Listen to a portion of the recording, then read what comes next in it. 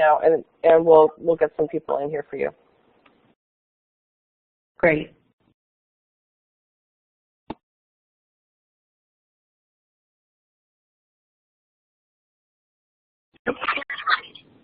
Good morning, everyone. My name is Lucy Gray. I'm the conference co-chair, and I am happy to welcome our second keynote of the day. It is 6 a.m. here in the Chicago area, where I live in the United States, and hopefully it's a more reasonable hour in your part of the world. But we're up and running with keynotes today. We already had one at 4 a.m. my time, and I hope that you'll be able to catch some great sessions today. I'm very excited to welcome twins Hassa and Hassanatu Blake of Focal Point Global, who've been big supporters of the conference for the past couple of years, and they are also White House champions of change. So they are doing great stuff, and we're excited to hear from them. Before we get started here, I just want to make sure that we all indicate where we need to first show our slides for the sponsors and thank them for their time. We have several sponsors who've made things happen this year through financial support and in-kind donations, so thank you to all of our sponsors. Without further ado, I want to make sure that we show Hassa and Hassa where we're all from. If you take the little tool to the left of the whiteboard that looks like a star, and many of you have already done this, and click on that, and then click on where you are on the map. We can let them know where we're all coming from today. Oh, you don't have the toolbar access? That might help, wouldn't it? Whiteboard access. There you go. Try it. Thank you. You guys should have access now. Yay, there we go. Okay. So we're getting people from all over today. Look at this. This is great. I'm going to turn it over to you, Hassa and Hassa, and you guys can proceed to the next slide. And thanks again for doing this. We're so excited to have you. Thank you, Lucy, and thank you everyone from around the world for joining us. This is our second time speaking at the conference. It's always a great experience speaking to so many people from around the world and sharing our experience and our work with you all and getting your feedback. As we can see right now on the board that we have people from Southeast Asia that's here, from the United States, which is great. At the moment, I'm in Antigua, in the Caribbean, and my twin sister is in Atlanta. So we have a good array of people from around the world, which is great to see. Someone has a question: are you vacationing or working? I'm actually here for work.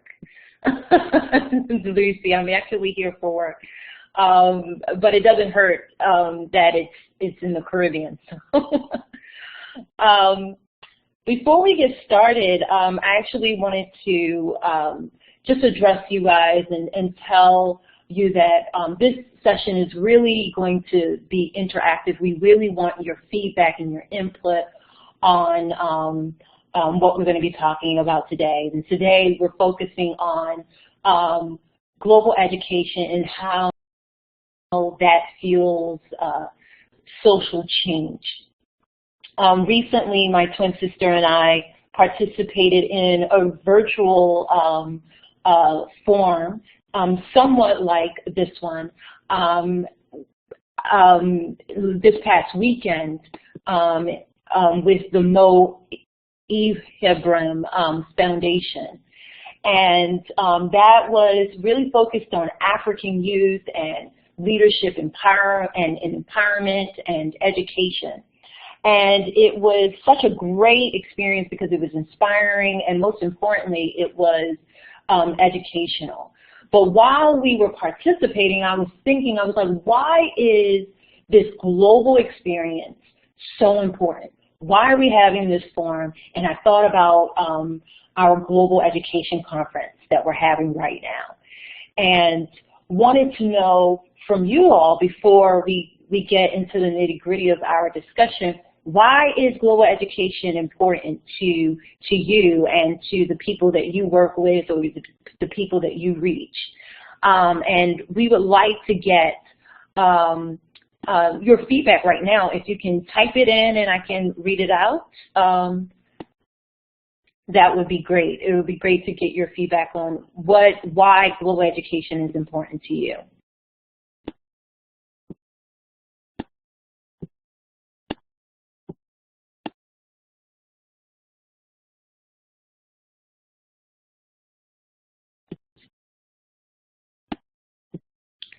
Lucy, you said it's important because I want my children to experience the world. Great.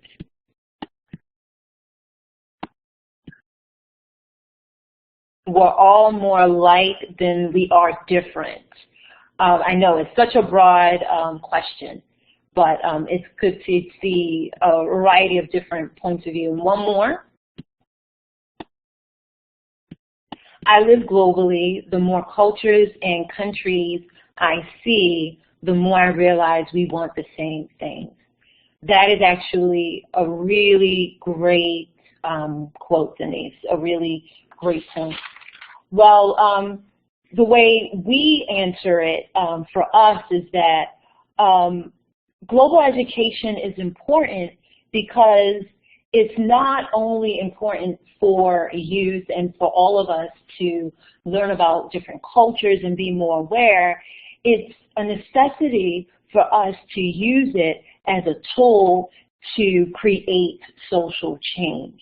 It's important that we take the knowledge that we get from all of us, from people from around the world, from our different experiences, to ensure that our communities and that our societies are improving and succeeding. Growing up, we come from a bicultural background, Usa and I. We were born in Cameroon, which is in West Central Africa, and we were raised in the United States. And our parents are from two different cultures and really stressed education in the classroom, but also outside of the classroom. So they introduced us to a variety of different cultures, religions, sports, languages, because they really wanted us to understand the world that we were going to live in. Just small things that they introduced us to. I remember us having a Chinese record that we would listen to. It was sort of like a listen and learn record that our dad used to play for us every night before we went to sleep, so we could, I guess, understand some Chinese. Even though we didn't learn any Chinese, I think what he really wanted us to pick up was that there was a world beyond the world that we were living in. There were so many different perspectives and so many different lives that we can learn from and be aware of. So yes, education is awareness. It's about awareness, but it's also about action. It's also about doing. So they stress that we also participate in social activities outside of the classroom. So we used to do a lot of volunteer work. We used to get involved in different social and political activities as youth, helping out with different campaigns, going to homeless shelters, assisting with the needy, things like that. So in our household, the education was much more than just awareness, much more than book smarts. It was also about application. It was also taking what you've learned from the various different educational experiences and educational tools that you had and applying it and making it something that was useful. And that notion is what we took to really create Focal Point Global, our nonprofit. Is we really wanted to combine our passion and the significance of global education with social change that creates real impact. And my twin sister will continue this discussion and talk a little bit more about what Focal Point Global does and how we do that through global education.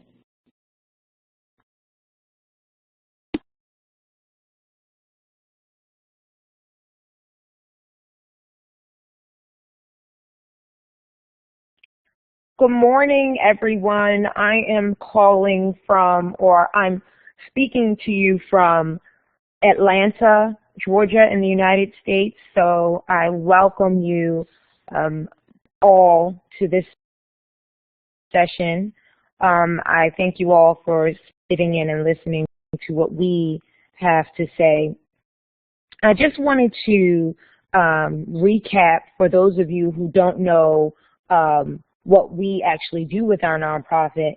Our nonprofit is Focal Point Global, and we are a youth educational nonprofit that has a mission to educate and empower the world's youth to address social issues and to create social change. We connect youth from different countries, primarily African countries, students from African countries and students from the U.S. who come from disadvantaged communities, poor communities, and we connect them in a way using low-cost online tools to discuss and learn about critical issues facing their communities. We match them with local youth organizations so they can complete projects that will serve their community. We primarily work with youth from the ages of 12 to 19, and we give them global exposure necessary to examine and tackle global issues like HIV/AIDS and human trafficking, so they can have a global experience without a financial burden of trying to go overseas to meet their global peers, or even trying to pay for a type of education that they can't otherwise get in their primary schooling. We have two projects, which are the HIV/AIDS Education Initiative and the U.S. Cameroon Child Trafficking Awareness Project. And in total, both our projects reach about 50 to 60 children in these underserved communities in the U.S., Cameroon, and Namibia.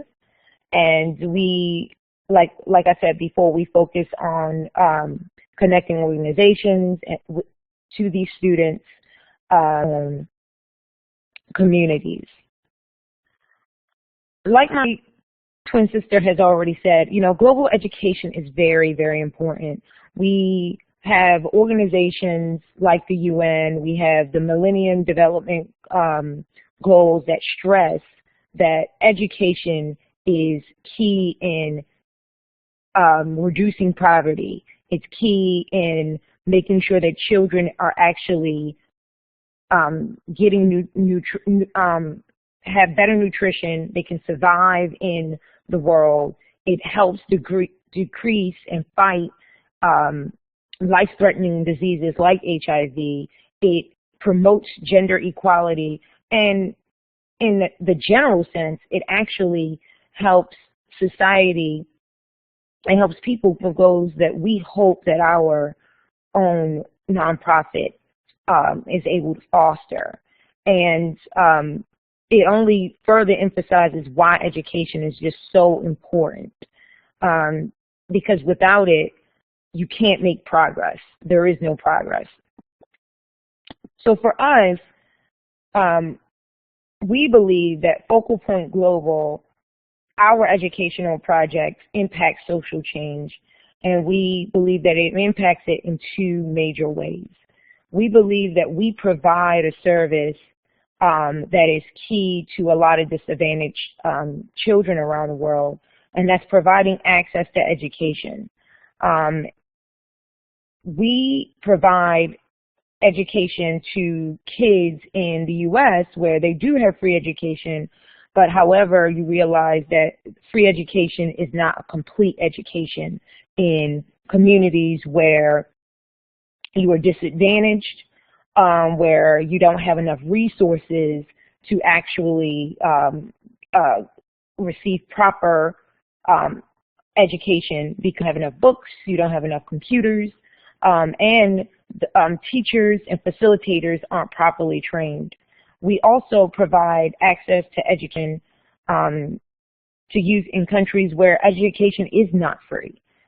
You have countries like Cameroon and some places in Namibia where a lot of kids have to pay to even get primary education, basic education. And the fact that we are able to provide free resources, it alleviates a financial burden that their families or even these kids might have in a normal situation. And we give them an experience where they can actually go in, take the knowledge that they learn from our different projects and actually apply it to their everyday lives and actually share it with their peers, even the peers that aren't able to participate in our programs. And that in itself has a rippling effect, which causes change in the community. They're able to use their knowledge and pass it on so that they can progress as a community. Two, we believe that our educational projects actually help combat different diseases that are plaguing our communities worldwide. I said that we have two projects that focus on HIV/AIDS and human trafficking, and specifically I want to discuss our HIV/AIDS educational initiative because this is an initiative that actually speaks to one of the Millennium Development Goals. It actually is working to eliminate new HIV infections. And the way that our projects, our HIV/AIDS educational initiative is actually working to do that is through educational prevention. We know that in many countries there is some form of knowledge about HIV/AIDS. You have to use condoms, and you have to get tested. You also have in the U.S., you have that same type of knowledge. However, what is missing is that a lot of the youth, they don't realize how it is spread in their country or in their communities. And because they don't know exactly how it's spread, they don't know ways to combat it. Our HIV/AIDS program, and I will just discuss a little bit about it, it focuses on the U.S. and Southern African regions, and we aim to arm our youth to use information to tackle the epidemic in their communities. We actually create a project that will empower them to become more sensitive to one another by understanding how culture and community impact help prevent HIV from spreading or can be a catalyst for it to spread. We actually connect students from Baltimore, Maryland in the United States, which has a very high HIV rate. And we connect them to kids or high school students in Swakopmund, Namibia, which is Southwest Africa, to discuss HIV/AIDS in their community. And we provide a fresh and new approach. It's not a lecture.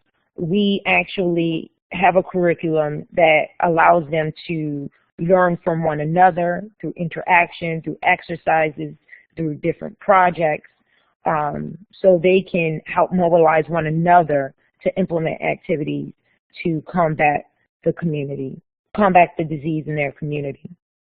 And we believe that our project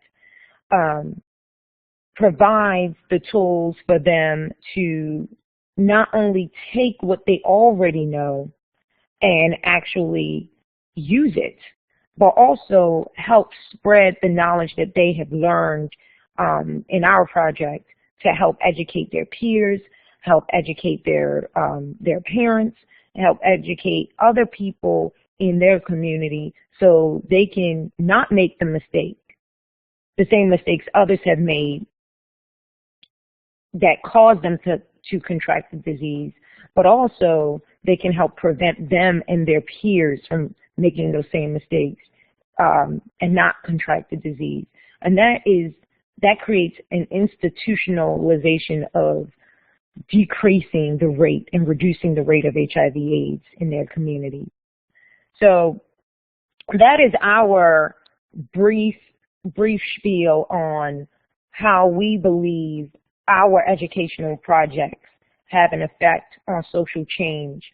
But also we want to, and we hope that we were able to explain to you why global education is so important in general on creating social change from a youth perspective, and how important it is to start young on basic levels because it's truly empowering and it creates the type of change that is necessary for progression in general. So with that, I would open it up, and I would also ask all of you to visit our website at www.focalpointglobal.org. We have a new website. It's very interactive, and it highlights both of our projects, what we're doing, and different ways that in our organization I see there's quite a bit of questions that I've been seeing. I'm just going to open up the floor to any questions. While you were speaking, it had a lot of people talking, in particular about our HIV/AIDS program. They were asked, there's one question about why is it so high? Why is Baltimore and DC and those areas, why is the prevalence so high? Because it seems like a lot of people didn't know that those cities struggled with high HIV/AIDS rates. Do you want to take that question, Usa?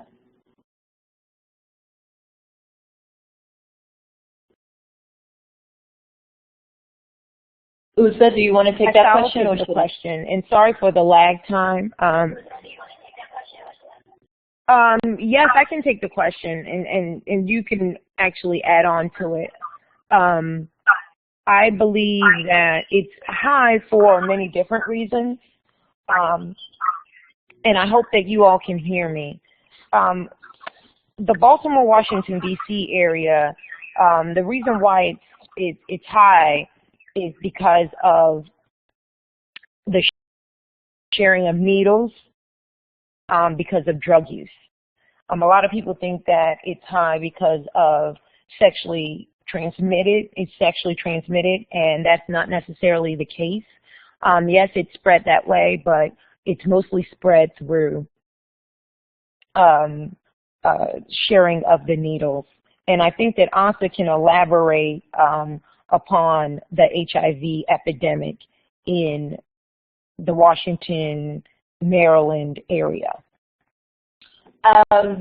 Just to speak a little bit more on and kind of elaborate on what Usa has touched upon. One of the main reasons that really kind of kicked us in the butt to really launch Focal Point was after reading a Washington Post article upon our return from Southern Africa. Both Usa and I lived in Southern Africa working on various different projects.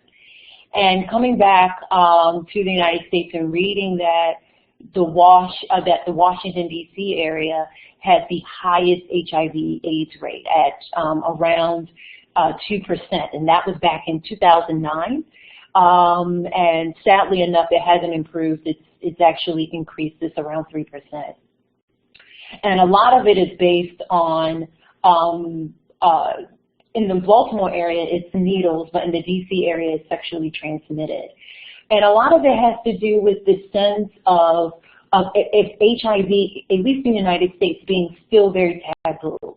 People don't talk about it. I guess when people see, you know, faces like Magic Johnson that have been able to survive HIV, they think that it's not a deadly disease. So hence, people stay quiet about it, and people are reluctant to really talk about it and become more aware and take the necessary precautions against HIV/AIDS. So we thought that it was really important for us to start this conversation, because if youth are here in the United States, at least, are struggling to tackle HIV, they could learn a lot from youth that are definitely addressing those issues in Southern Africa, where it also has a high prevalence of HIV/AIDS. So we really want the discussion to increase awareness in the United States, but also increase action, not just in the United States, but also in Southern Africa, where the disease is well known, but people are also somewhat complacent because they have gotten used to such high rates of HIV/AIDS.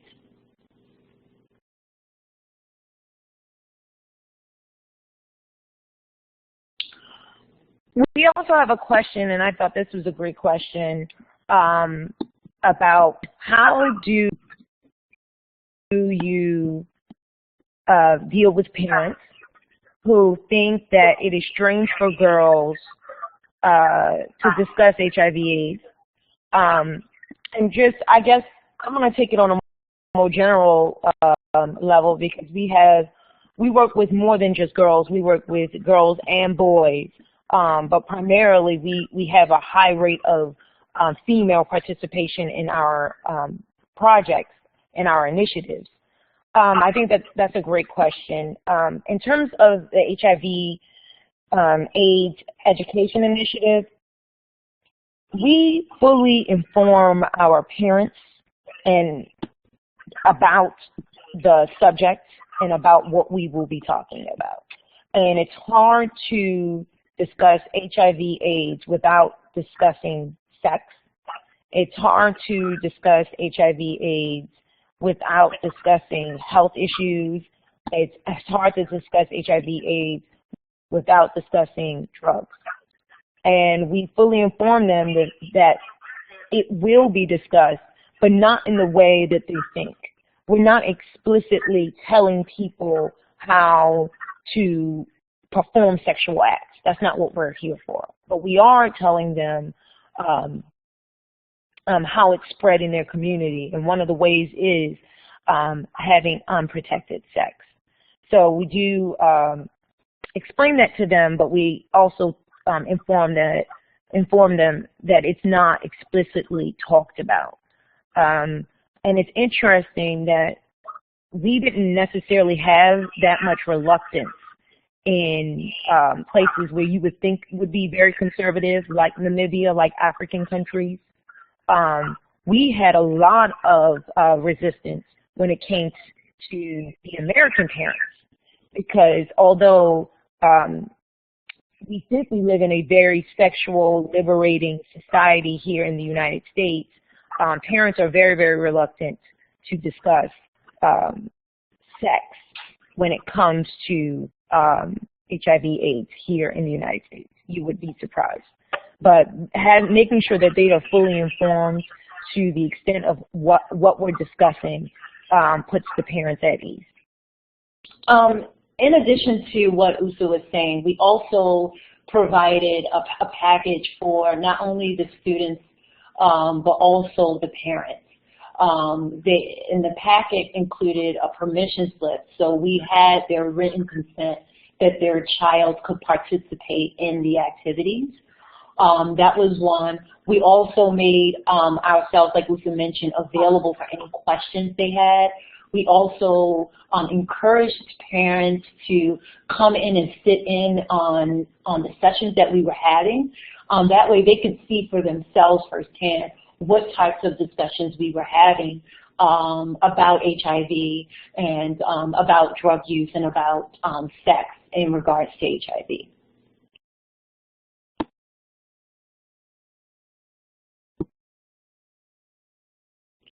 We had another question about how do your projects, for example, HIV, locally affect change globally? I think that's a great question. Our projects, whether it be the HIV/AIDS education initiative or the child trafficking awareness project, it has a global aspect because it's a cross-cultural exchange. We have a curriculum where the kids in the United States communicate with the kids overseas, and it's not just, oh, they're exchanging cultural understanding, but they're getting information that they may not have known that works in another country that other teams in the other country could use. So that's how a local educational information can impact on a global scale, because you're not only getting a cross-cultural experience, but it's a cross-educational peer exchange that they can use in another society to affect change. And I think that that is important. They take these ideas, they implement them in their community service projects that may not have been seen in their communities before, and that has a global impact. Just to elaborate on what Usu was saying, the curriculum is one, yes, awareness. It's about that cultural experience between two groups of youth from different countries. But the second piece is really about application. It's really about social action and social change. So the projects that our youth participate in are projects with local organizations that are actually doing the work and actually have experience with doing the work to combat the issues that we discuss in those interactive sessions. Just for example, this year we launched our child trafficking project that links students from Atlanta, Georgia, which has a high prevalence of sexual trafficking victims, with youth in Cameroon via Skype. And they discuss child trafficking in general and how it manifests in their different cultures and what's being done. And then after that discussion, they were paired with different organizations in their communities to complete projects in order to help prevent or assist in child trafficking, anti-child trafficking initiatives. They took what they learned and applied it to their projects. The projects that were done in Atlanta focused on working with a store to raise money and raise awareness about child trafficking, and those funds that was raised at the store went to organizations that supplied services to trafficking survivors. In Cameroon, the students participated in outreach, like door-to-door youth outreach, where they passed out pamphlets on child trafficking. They held sessions. They were actually trained in talking to youth about child trafficking in their community. So these are the types of projects that spawn from the discussions that the youth are having with each other.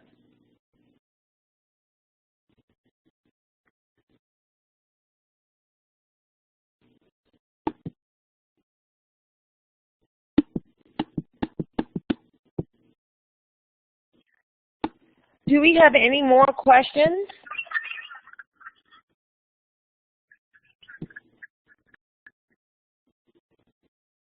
I saw a question, how do you involve the parents?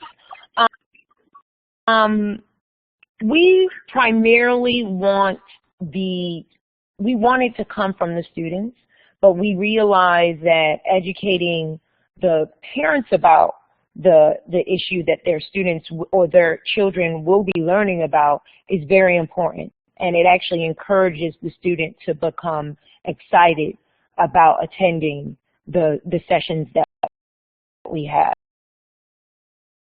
So we have parents who come to the sessions with their children. We also have parents who participate in the community service projects with their children. So it's not like the children are the only ones learning. It's also the parents.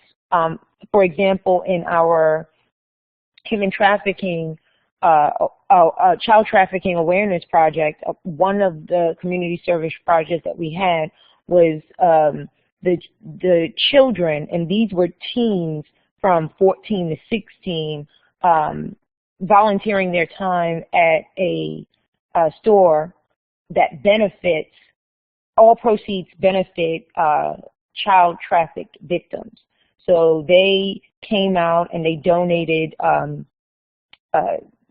clothing, they donated food, and then they also went out in the communities and asked people to donate to the store. And their parents also participated in this act. And the parents got to see what the children were so passionate about. And they were able to learn and ask questions about the issue that they may not have known. So we definitely like when the parents get involved, but we also encourage them to get involved.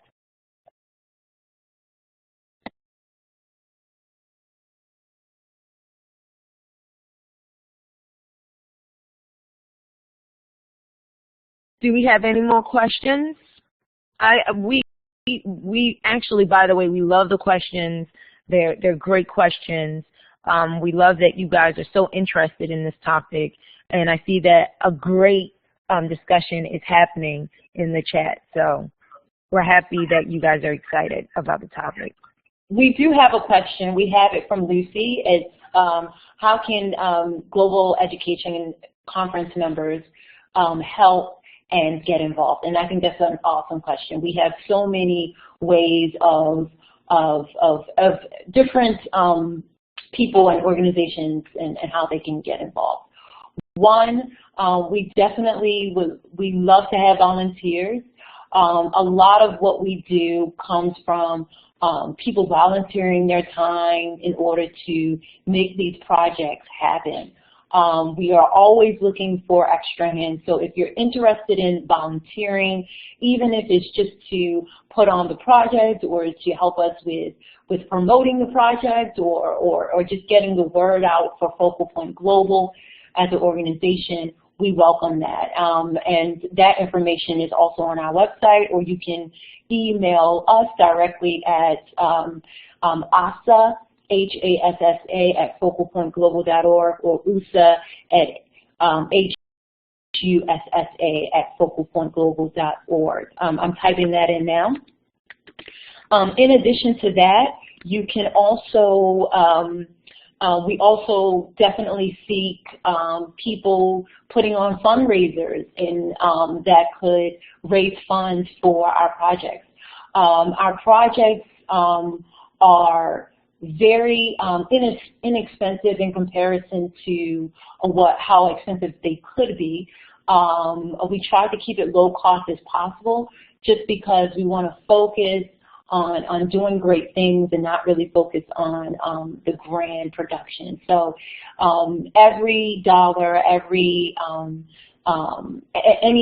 that is donated to us, we truly, truly appreciate. And we also always look for partners and sponsors for our projects as well. We take pride in partnering with local organizations for our projects, specifically for our service learning portion of our project. And we also like to partner with businesses, with schools, with international organizations, anyone that believes in our mission and want to help us continue the work that we do. So if you have any questions, please contact USA or myself. I'm sending my email address as well to you all. and we would love to have you all participate.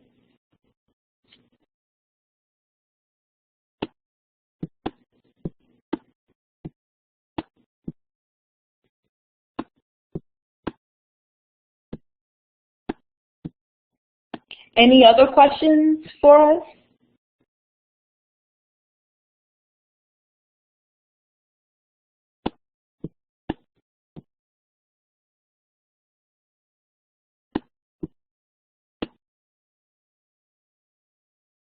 Thank you, ladies, for joining us this morning. I think that was really useful and helpful, and hopefully you'll find some more partner organizations and that sort of thing at the conference.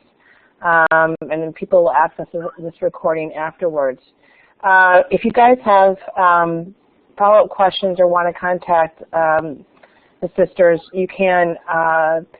They're very active on Twitter, so you can contact them through Twitter and retweet their stuff and that sort of thing too. But you can also find them they're members of our community too, so you can find them that way as well.